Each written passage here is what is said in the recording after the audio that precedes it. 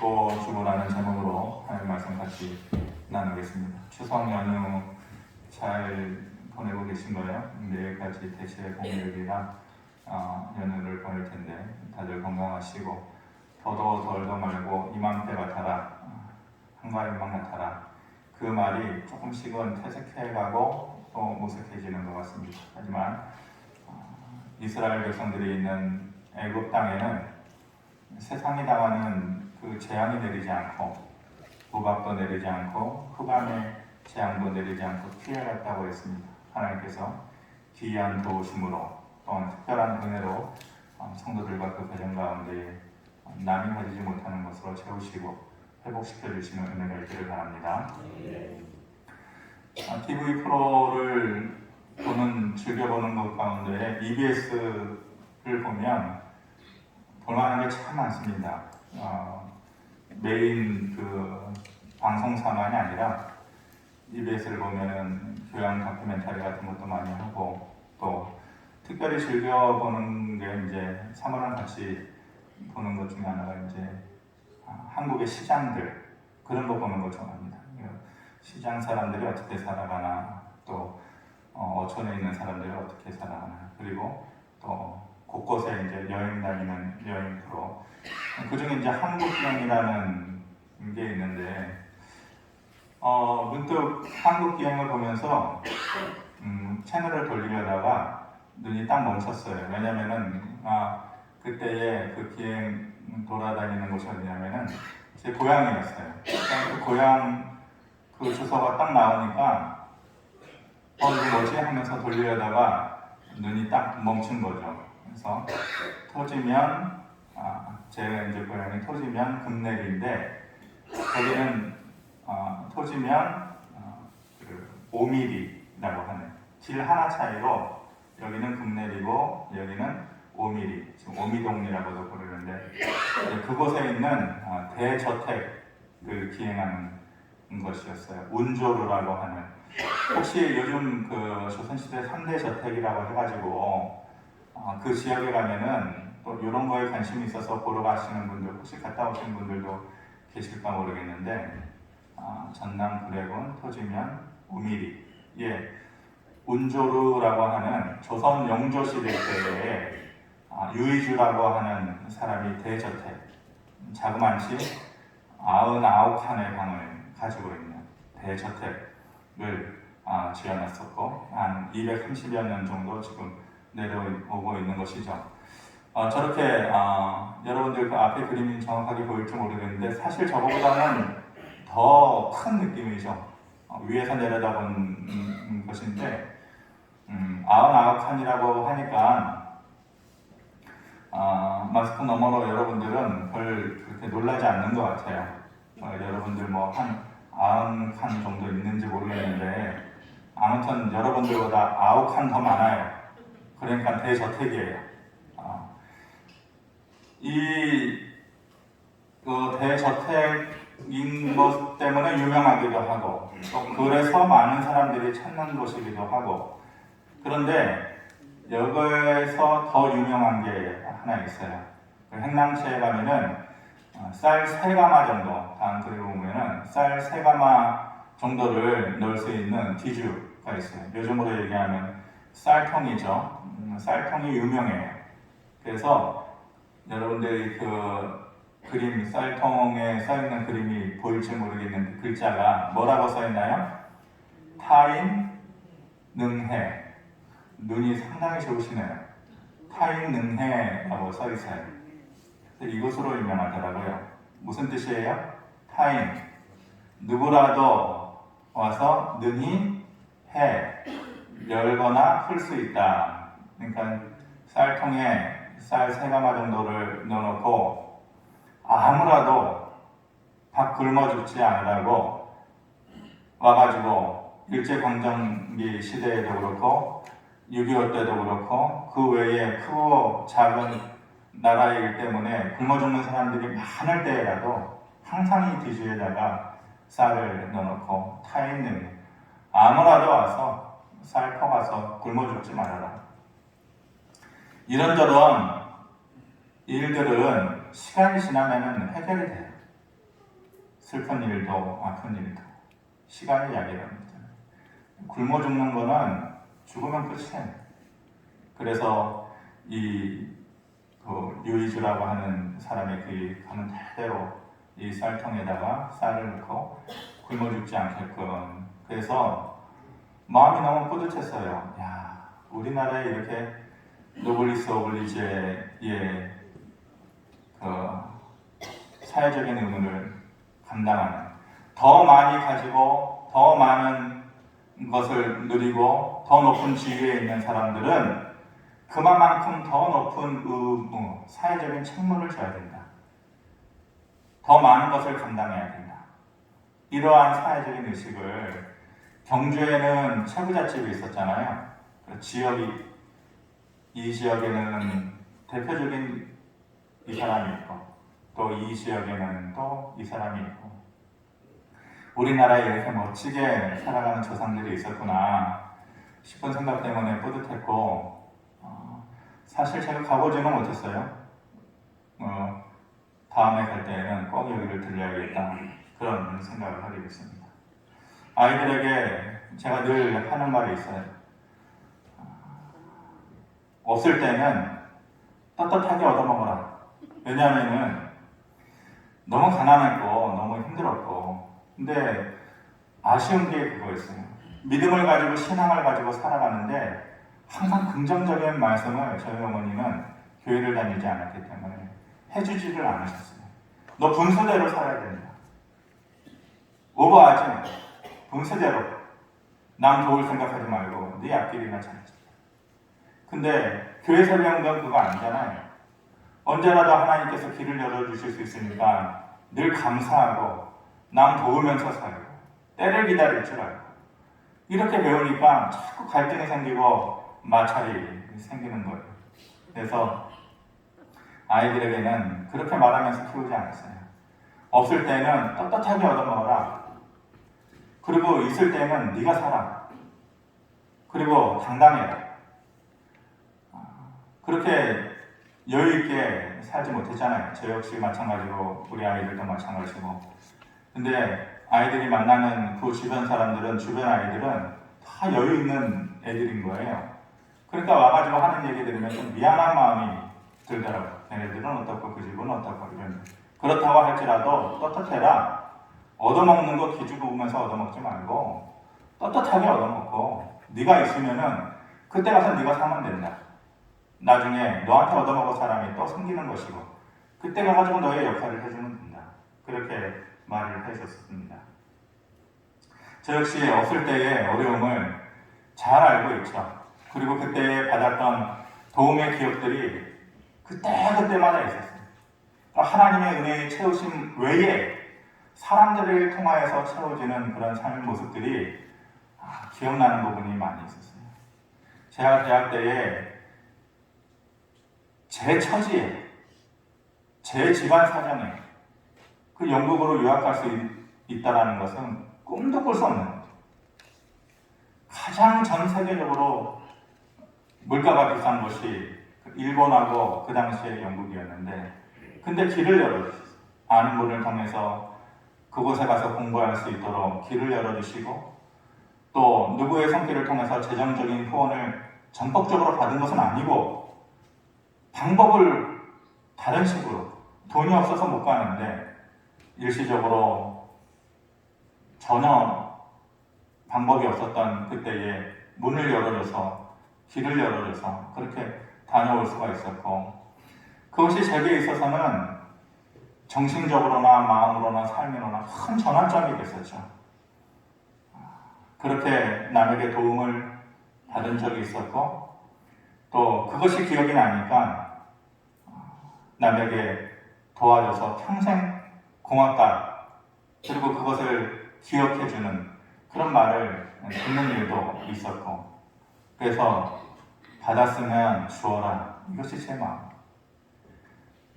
바꿔주고, 오늘 설교 제목이 그거 아닙니까? 제가 여러분들한테 뭔가 자랑하기 위해서 이 말을 드리려는 것이 결코 아니고, 그런 정도는 알아주시겠죠. 지금까지 저를 보신 분들은. 그런데 이 말을 구태여 드리는 것은 생각보다 모르고 못하는 분들이 많더라. 말을 해주면은 그런 것이 있었어요. 그런 분들이 많더라는 것이에요. 그래서 이런 것은 얘기를 해주고 나눠야 공감대가 형성이 되겠구나 싶어가지고 제 얘기를 잠깐 드리는 것이니까 목사님이 저런 걸 자랑하려고 그러는 거구나 그렇게 생각지는 마세요. 지금까지 그런 적은 없었으니까. 월드비전을 통해서 한 아이를 15년 이상 제가 후원을 해왔어요. 그때 이 아이가 아프리카의 아이인데 조그만한 꼬마였어요. 처음에 후원을 할 때에 정말 코쟁이 꼬마였는데 얼마 전에 편지가 왔어요. 후원자님, 이 아이가 이제 다 커서 매번 아이의 사진을 보내오잖아요. 그때마다 이 아프리카 아이들인데 뭐 잘 먹지는 않을 텐데 키가 엄청나게 부쩍부쩍하더라고요. 이제는 자발적으로 독립할 수 있는 나이가 돼서 후원을 이제 안 해주셔도 됩니다. 아이가 키가 훌쩍 저보다도 훨씬 큰 것 같아요. 사진을 보면. 그래서 이제 후원하는 아동을 계속해서 후원하실 의향이 있으시면은 바꾸셔야 됩니다. 그렇게 편지가 왔더라고요. 그래서 그렇다면 다른 아이로 동남아 쪽에 아프리카를 했으니까 아이로 후원을 하겠다라고 했더니 얼마 지나서 새로운 아이의 편지하고 사진을 보내왔어요. 우리 옛날에 학교 다닐 때 코 흘리고 왼쪽 가슴에 손수건 갖고 다니면서 코 흘리고 다녔잖아요. 다 그 아이, 남자아이, 근데 아주 어린 아이의 사진을 보내왔더라고요. 이제 앞으로는 제가 그 아이를 키워야 돼요.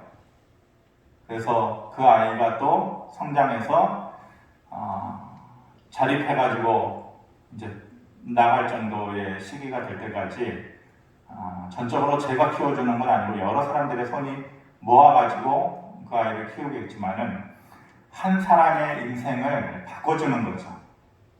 한 사람의 인생을 새롭게 해주는 것이에요. 저는 여러분들이 이런 일에 좀 관심을 좀 가지기를 바랍니다. 사도행전 20장 35절에 보면 수고하여 약한 사람을 돕고 또 주 예수께서 친히 말씀하신 바 주는 것이 받는 것보다 복이 있다 하심을 기억해야 한다. 이렇게 말씀합니다. 받는 일은 참 즐거운 일이죠. 선물이 되었건 뭐 돈이 되었건. 추석 때에 주고받은 거 많이 되신가요? 예. 근데 받는 거가 즐겁던가요? 주는 거가 즐겁던가요? 받는 거가 더 즐겁죠? 근데 마음으로는 내가 줄 수 있어서 뭔가를 줄 때에 그 사람이 부족한 것이 보여서 마지막 퍼즐 한 조각이 비어있는 것이 눈에 보여서 내 작은 도움으로 그 퍼즐 한 조각을 딱 채워줄 때에 내 마음속에 느껴지는 희열 그리고 감사 이런 마음이 훨씬 커요. 물론 사람마다 다 차이는 있겠죠. 그래도 저는 받는 게 좋아요. 그냥 평생 받으면서 살래요. 저는 뭐 그런 분들도 있을 수 있겠지만은 어찌되었건 하나님께서 우리에게 말씀해 주시는 것은 말씀하신 바 주는 것이 받는 것보다 복이 있다 하심을 기억해야 한다. 그것을 기억하면서 살아라 이렇게 말씀합니다. 오늘 본문 말씀이 마태복음 19장인데 이 마태복음 19장에 나와 있는 부자 청년을 생각할 때면 꼭 반대편에 있는 한 인물이 대조군으로 떠올라요. 뭐냐면 누가복음 19장에 있는 삭개오. 참 희한함에 맞아떨어지죠. 마태복음 19장에 있는 부자 청년과 누가복음 19장에 있는 삭개오. 외우기도 쉬워요. 똑같은 장소에 나와 있는 사람이니까. 근데 두 사람의 삶의 모습이 완전히 상반돼요. 완전히 달라져요. 그리고 인생의 말년도 아마 달라졌을 것이에요. 누가복음 19장에 있는 삭개오를 보면 이 사람이 세리장이라고 그러지 않습니까? 말이 좋아서 텍스 컬렉터, 세금을 걷어들이는 세리장인데 그 중에서도 으뜸인데 부자였죠. 그런데 한 가지 아쉬운 것은 뭐 그 사람의 키가 얼마나 작았는지 증명해 보일 수는 없지만 키가 좀 작았다 이거지. 그래서 예수님께서 지나가실 때에 나무 위에 올라타서 예수님을 만나야 되는, 물론 키가 얼마나 작았는지 모르겠는데 그게 문제가 아니고 그 사람은 사회적으로 고립되어 있는, 돈은 가지고 있었지만 감사가 없고 기쁨이 없었던 그런 삶을 살았던 사람이에요. 왜냐하면 그 당시의 사람들은 세리라고 하면은 치를 떨었어요. 인간 취급을 안 했어요. 그러니까 이 사람 자체는 사람과의 관계를 누리면서 살 수 없는 그런 환경에 놓여있다 있는 사람이에요. 돈은 많이 가지고, 창고에 돈은 많은데 행복이 없었고 기쁨이 없었던 자라라고 추측해 볼 수 있는 것이죠. 예수님께서 나무 위에 올라가 있는 삭개를 보고 내려와라, 내가 오늘 너희 집에 거하야겠다 라고 했을 때에 기뻐하면서, 그때야 비로소 기뻐하면서 그를 영접했다, 주님을 영접했다, 그렇게 말합니다. 사람들이 뒤에서 수근수근 거렸어요.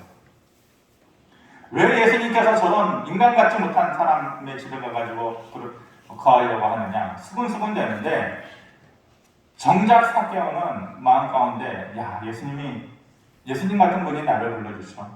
그래가지고 기쁜 마음으로 그를 영접해서 집에 들어가서 자발적으로 하는 얘기가 오늘 누가복음 19장 8절 말씀이에요.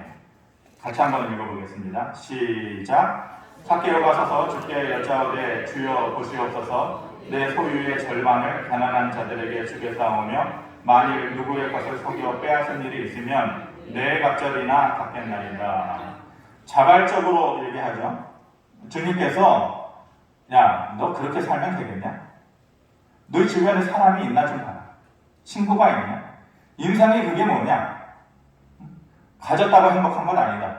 주님께서 막 이렇게 핀잔을 주고 질책을 하면서 한 게 아니라 그 마음 가운데 이미 가난한 마음이 있었던 거예요. 그러니까 누가 손을 내밀어 줬을 때, 주님께서 손을 내밀어 줬을 때에 그의 마음이 이미 열린 거예요. 그래서 내 소유의 절반을 가난한 자들에게 주겠습니다. 혹시라도 내가 잘못 살아서 남의 것을 등치고 얻은 일이 있다면 4배나 그렇게 갚겠다. 그렇게 자발적으로 얘기하는 거예요. 하라고 해서 한 게 아니라, 그랬을 때 주님께서 삭개오를 보고 뭐라고 해요? 오늘 이 집에 구원이 이르렀다. 이렇게 말씀합니다. 물론 영적인 구원의 의미로 얘기한 거겠지만은, 저는 이 삭개오가 당장 내일부터의 삶이 달라졌을 거라고 생각해요. 표정이 달라지고 말이 달라지고, 그리고 그의 마음 가운데 참된 행복감이 있었겠죠. 왜요? 주는 삶이 돼요. 그 전에는 거둬들이고 자기 자신만을 채우는 삶이었는데 이제는 줄 아는 삶이 됩니다. 하나님께서 말씀하신 대로 주는 자가 받는 자보다 복되다 라고 하는 것을 기억해야 된다. 그 비밀을 알고 살아야 된다라는 것을 삭개오는 깨달은 거예요. 그래서 이 집에 구원이 이르렀다라는 그 말에는 이제 삭개오의 인생의 후반전이 행복이라는 것이 뭔지를 알면서 살게 되었다. 이 말을 포함하고 있는 것이죠.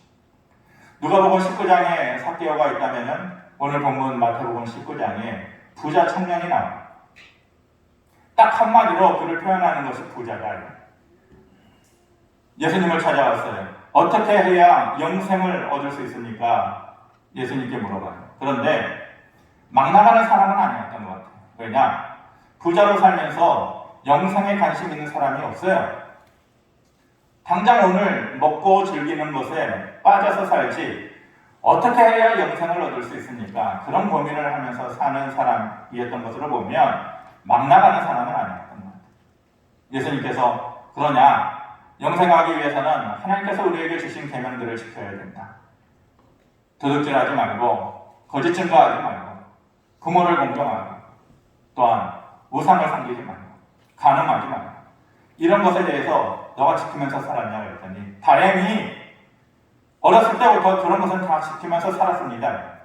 그런데 이 청년이 부족한 게 뭐예요? 계명들은 다 지키면서 살고 또 부자여서 창고에 걷어들인 것은 많은데 행복이 없는 거예요. 마음의 기쁨이 없는 거예요. 그런 것들은 제가 다 이미 채우면서 하면서 살았습니다. 그랬더니 예수님께서 뭐라고 그러시는 거예요? 마태복음 19장 21절에 예수께서 이르시되 내가 온전하고자 할진대 그러냐? 그렇다면 네가 참된 삶의 기쁨과 행복을 누리고자 할진대 가서 너의 소유를 팔아 가난한 자들에게 주라. 그리하면 하늘에서 보화가 내게 있으리라. 그리고 와서 나를 따르라 하시니 그 청년이 재물이 많음으로 이 말씀을 듣고 근심하며 갔다. 그렇게 말합니다. 누가복음 19장의 삭개오의 삶, 그리고 그 순간의 변화와 이 마태복음 19장에 나와 있는 부자 청년의 삶, 그리고 변하지 않는 이 삶의 모습, 마음의 생각들이 비교되고 있는 것이죠. 예수님께서 내 소유를 팔아라. 삭개오처럼 절반을 팔겠습니다. 절반을 팔아라. 이렇게 얘기한 게 아니야. 너가 가지고 있는 것의 일부를 팔아라. 그리고 가난한 자들에게 주라. 그러면은 하늘에서 보화가 내게 있으리라. 달리 얘기하면 무슨 말이에요? 너가 살면서 또 다른 삶의 기쁨을 누릴 거야. 그리고 잃어버렸던, 누리지 못했던 행복이라는 것이 뭔지를 알면서 살 수 있을 거야. 그 보화가 너에게 있으리라. 그러는데 이 청년이 재물이 많음으로 많은 것에서 일부를 떼어지는 것이, 그것이 이 사람한테는 어려웠던 거예요. 근심하면서 돌아갔다. 이 청년의 그 다음날의 삶의 모습과 삭개오의 그 다음날의 삶의 모습은 완전히 달랐어요. 그리고 그때에는 차이가 없어 보였지만 그것이 1년이 지나고 5년이 지나면 그 차이는 더 크게 벌어졌을 것이에요. 고민만 하면서 근심하면서 돌아가서 하나님께서 말씀하시는 그 인생의 참된 행복의 비결을 누리지 못하고 살아가는 안타까운 삶이죠. 하나님께서는 더 많이 주신 자, 그래서 더 많이 가진 자에 대해서는 특별한 의식을 가지고 살아야 된다, 이렇게 말씀하셔요. 너가 더 많은 부를 가지고 있느냐? 더 많은 지식을 가지고 있느냐? 머리가 똑똑해서 부모에게 잘 타고나서 머리가 똑똑해서 한 번 공부해서 시험에 다 합격하는 사람도 있죠. 더 많은 지식을 가지고, 더 많은 부를 가지고, 더 많은 명예를 가지고, 더 많은 사회적인 배경들을 누리면서 사는 사람이 있는데, 하나님께서는 내게 말씀하시기를 제사장들이나 종교 지도자들에 대해서는 더 많은 것을 요구하셨어요. 더 깊은 것을 요구하셨어요. 너희가 더 많이 받았기에 더 많은 것을 보이면서 살아야 된다. 책임지면서 살아야 된다. 이렇게 말씀하셨어요. 그래서 더 많이 누리고 있는 것에 대해서는 하나님께서 우리에게 요구하는 것이 누림이 아니다. 너에게 더 많은 부를 주고 너가 더 많은 지식을 채우면서 살아간다. 더 많은 사람들의 배경을 가지고서 사는 것은 너 자신의 누림이 아니라 나눔에 있다. 하나님께서 그것을 허락하신 이유는 누림이 아니라 나눔이다, 이렇게 말씀합니다. 너 자신의 배를 두드리기 위한 누림이 아니다. 그것을 가지고 나누라고 하나님께서 그렇게 허락하셨다, 이렇게 말씀하시는 것이죠. 어떤 청년이 집 앞에서 새 자전거를 계속해서 광이 나도록 이렇게 닦고 있었어요. 지나가던 어떤 아이가 그것을 보면서 부럽다는 듯이 계속해서 쳐다보고 있는 거죠. 그래서 자전거의 주인인 이 청년이 이제 목에 힘이 바짝 들어가죠. 어깨에 힘이 들어가서 이 자전거 참 좋은 자전거야. 비싼 자전거야. 너도 갖고 싶지? 못됐죠? 그런 마음으로 쳐다보고 있다는 걸 알면서 너도 갖고 싶지? 우리 형이 이거 사줬어. 이렇게 얘기를 하니까 이 꼬마아이가 그것을 가만히 물끄러미 쳐다보면서 정말 누가 보더라도 부럽다는 그 표정이 눈에 읽히는 것이죠. 그러면서 얘기를 하는 것이죠. 이 자전거를 제가 갖고 싶은 마음은 없어요. 그런데 이 자전거 제가 돈이 있으면은 제 동생을 사주고 싶은데 제게 돈이 없어요.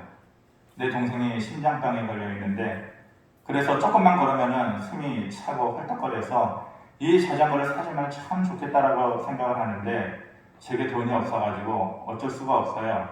이 얘기를 하는 거예요. 이 청년이 그 아이를 돌려보내고 부끄러웠어요.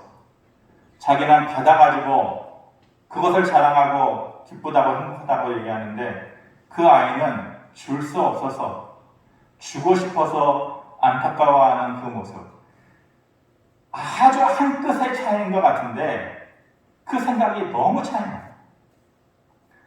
어떤 사람은 못 받아가지고 덜 받아가지고 내 인생이 불행하다라고 해서 평생 그렇게 생각합니다. 내 주변에 있는 사람들에게 못 받았어. 내 부모에게 못 받았어. 그래서 내 인생이 이 정도다. 왜 더 받지 못하냐? 왜 더 주지 못하냐? 이런 생각으로 평생을 사는 사람이 있어요. 어떤 사람은 더 주지 못해서 안타까움으로 사는 사람도 있어요. 앞에 사람의 삶은 늘 부족해. 왜 나를 더 주지 않지? 왜 내가 더 못 받고 살아가지? 늘 마음 가운데 불평이 있고 원망이 있어요. 뒤에 사람은 내가 조금 더 열심히 일했으면 더 많은 것을 나눌 수 있었을 텐데, 내 동생에게 자전거를 사줄 수 있었을 텐데, 더 주지 못해서 안타까운 마음으로 살아가는 사람이 있어요. 이 두 사람의 삶의 모습이 여러분은 아주 좁다라고 생각하세요? 제가 봤을 때는 천지차이, 생각이나 사는 모습이나 완전히 다른 것이죠. 애틀란타의 각 지역마다 미국 지구에 그때그때 기부를 많이 하는 기부왕을 사람들이 선정을 합니다. 애틀란타의 기부왕으로 뽑힌 사람이 이런 얘기를 합니다. 너무너무 가난해가지고 먹고 살기 위해서 미국에 왔다는 거예요. 근데 미국이 그렇게 만만한 것은 아니잖아요. 근데 와서 어렸을 때 있다 보니 자기 마음대로 되지 않아요. 어린 나이부터 하지 않은 일 없이 모든 일을 하면서 힘겹게 성공을 일구고 또 기부하면서 기부왕까지 되었는데, 이 사람이 하는 소리가 그거예요. 그때에 조금이라도 누가 나를 도와줬으면, 조금이라도 누가 나한테 공부할 수 있는 기회를 주었으면 내 인생이 훨씬 달라졌을 텐데, 더 많은 것을 이루고 나눌 수 있는 삶이 되었을 텐데, 그게 안타깝다. 나에게 그때 손을 내밀어준 사람이 없었다. 그때의 그 마음이 있기 때문에 자기가 그렇게 하고서 살고 싶어서 기부를 하고 공부하고 싶은 아이들을 도와주고 그렇게 살고 있다는 것이에요. 오늘 말씀을 준비하고 또 드리는 목적이 있습니다. 지금까지는 제가 설교를, 목적 설교를 한 번도 안 했어요. 왜냐? 그냥 말씀을 주시면은 What the Bible says, 바이블이 얘기하는, 성경이 말하는 것을 전하는 것이지 제 생각을 최대한 배제하면서 설교를 하려고 했습니다. 오늘은 목적 설교입니다. 목적을 가지고 설교를 드리는 것입니다. 받았으면 좋아라. 필리핀, 오늘 주보 광고를 통해서 이따가 잠시 말씀드리겠지만은 필리핀 선교 후원 물품을 보낼 예정입니다. 주변에 있는 교회에서 그런 일을 한다는 얘기를 듣고 저한테 몇 차례 얘기를 했는데, 무시는 아니지만은 미루고 그랬던 거예요. 미루다가 더 이상 미루면 안 되겠다. 과거에 등 떠밀려서 한번 말씀드린 적이 있는데, 필리핀에 선교를 갔었어요. 아무도 안 가고 아무도 못 가는 상황이었기 때문에 저밖에 갈 사람이 없었어요. 관심 없었는데 억지로 내가 사역을 그만둘까 말까 억지로 간 거예요. 억지로. 가고 싶어서 간 거예요. 가서 본 필리핀 선교 현장을 보고 와서는 평생에 그게 눈에 나요. 마음에 나요. 그리고 그 아이들의 눈동자와 눈빛이 평생의 기억에 나요. 언젠가는 그 눈빛을 내가 다시 봐야 된다라는 생각을 늘 하면서 살아요. 언젠가는 내가 더 늦기 전에는 그 아이들의 눈빛을 내가 봐야지, 그런 생각을 하면서 살아요. 가서 봤더니 다 우리나라 60년대, 70년대 아이들이 농구를 하자고 불러요. 그러니까 이제 제가 말을 좀 통하니까 그 중고등학교 아이들하고 농구를 하려고 주변에 있는 농구장을 갔는데, 이 나와 있는 아이들이 신발을 신고 농구하는 아이가 아무도 없었어요. 여러분, 농구는 순간적으로 방향을 틀고 그리고 순간적으로 동작을 발휘해야 되기 때문에 발목이 꺾이기도 하고 발이 끌리면은 그 발에 상처가 나는데, 아이들이요 한 명도 신발이 없어요. 그리고 그 농구장이 개똥천지예요. 우리는 신발 신고 농구공으로 드리블 하랴, 개똥 어디 있는지 보랴, 게임이 되지가 않는 거예요. 근데 그 아이들은 기가 막히게 보지 않는 것 같은데도 똥은 착착 패가면서 맨발로 얼마나 잘하는지. 필리핀의 국기가 농구 아닙니까? 네? 그 아이들과 농구 경기를 마치고 나서 땀을 흠뻑 흘리면서 돌아가는데 마음이 너무 안 좋아.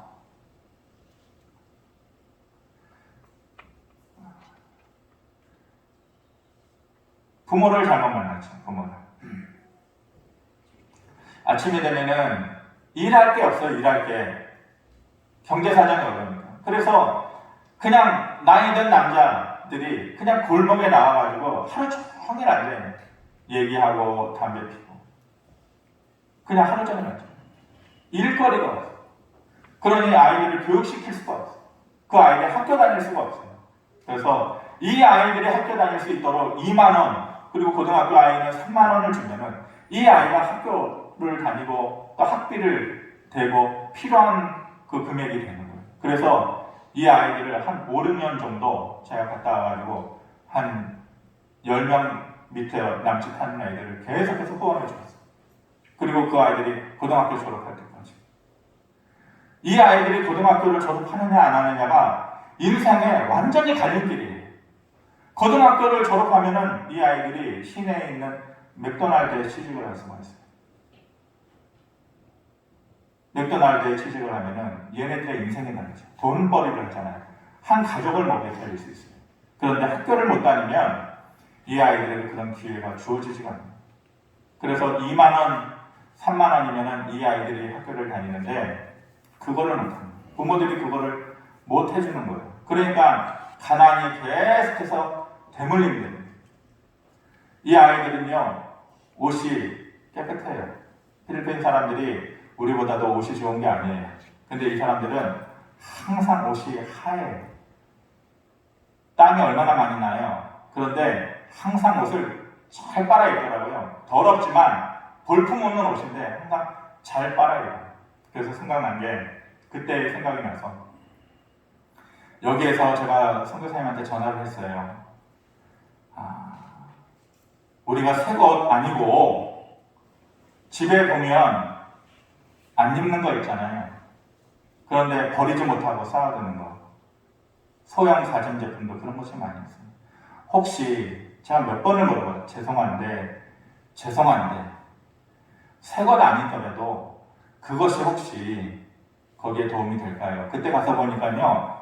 아이들이 한국 물품을 다 써요. 근데 부자 아이들이에요. 돈 있는 아이들이 뭘 하냐? 한국에서 갖다가 파는 중고 물품 있잖아요. 학용품, 가방 다 한국 거예요. 근데 새 거 아니에요. 남들이 쓰다가 그쪽으로 보내준 거를 그 사람들이 사서 사는 거예요. 근데 그 돈 있는 사람들이 그걸, 돈 없는 사람들은 아예 생각을 못 하는 거예요. 그렇다면 우리가 여기서 안 쓰는 것을 그리고 버리기는 아까워서 놔두는 것을 보내주면 정말로 위험하게 그 사람들은 쓰는 거예요. 그 생각이 나서 전화를 드렸더니 너무 감사하죠. 그것으로 우리가 쓸 수도 있고 그것을 팔아가지고 이 아이들의 학비를 될 수도 있고 여러모로 쓸 수가 있다. 보내주시면 참 감사히 받겠다.